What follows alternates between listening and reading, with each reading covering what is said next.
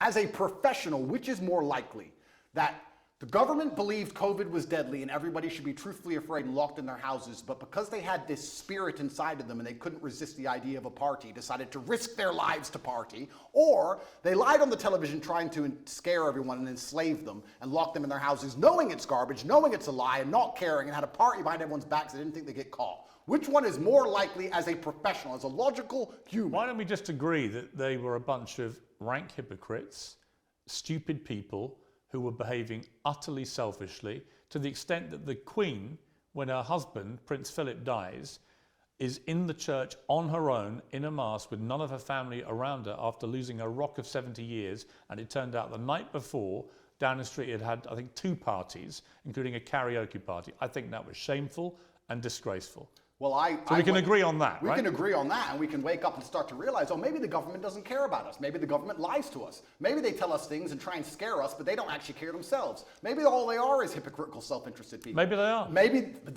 they use the MSM to purport their lies, to keep everybody enslaved while they do whatever they want, and that is the matrix in and of itself. And if you speak against it and people listen to you, I'll repeat this. Your ability to speak freely is directly correlated to your insignificance. If you're as big as I was, the most Googled man on the planet telling the truth, you will pay the price, Pierce. And that is why I was locked in that cell. And I do not regret it, because I live true to God. I'm not going to sit here as a coward and not tell the truth to people for as long as I live until they put a bullet in my head. Let me ask you about the lover boy method. So the suggestion is that you and your brother and others, let's talk about you, that you deploy the lover boy method, where you would make women fall in love with you. You would then persuade them to do webcam stuff, right? TikTok. Okay, but wait, let's call it webcam stuff, right? No, let's not call it that. The indictment is about TikTok. Okay, what would you make the women do? Or what would they do with you? I don't make anybody do anything. Okay. In fact, let's talk about the loverboy method. So it's very interesting. Let's imagine the Matrix is pissed off with a said individual who's telling too much truth and everybody is listening to him, and they decide they're going to attack him with sexual assault claims.